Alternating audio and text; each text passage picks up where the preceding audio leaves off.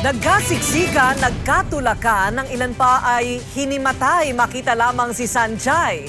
Dumating ang aktres na si Barbie Sue kaninang alas 10 ng umaga kasama ang kapatid niyang si Dee Sue. Halos wala nang nagawa ang airport security dahil hindi nila inasahang pati mga empleyado ng NAIA ay dudumugin din ng aktres. May report si Catherine De Castro, Patrolang Bayan.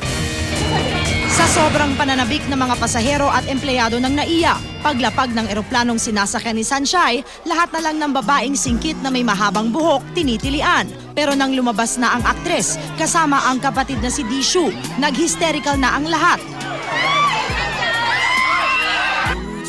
Sa dami ng nakabantay kay Sanjay, maswerte na raw ang mga nakakita sa buhok nito. Di tulad ni Rizal Sasares na hindi pumasok sa eskwela para lang makita ang idolo. Pero minalas ang bata dahil nalaglag ito sa lamesa pagdaan ni Sanjay. Ano nangyari? Kasi lahat po sila nagsisiksikan. Maswerte naman ang ilang empleyado ng NAIA. Kahit pinagbawalan, kinunan pa rin nila ang aktres. Simple lang. Palangiti din siya. Sa kabila ng pagkataranta ng mga kasamahan ni Sanjay, nakangiti pa rin siya na para bang napamangha sa pagsalubong ng mga Pilipinong tagahanga. Kumpara sa arrival ni Michael Jackson at Thalia, pinakamatindi na raw ang pagdating ni Barbie Sue na mas kilalang Sanjay. Naging daan pa nga ito para lalong pag-igtingin ng NAIA ang kanilang airport security para sa susunod maiwasan naman ang histerya.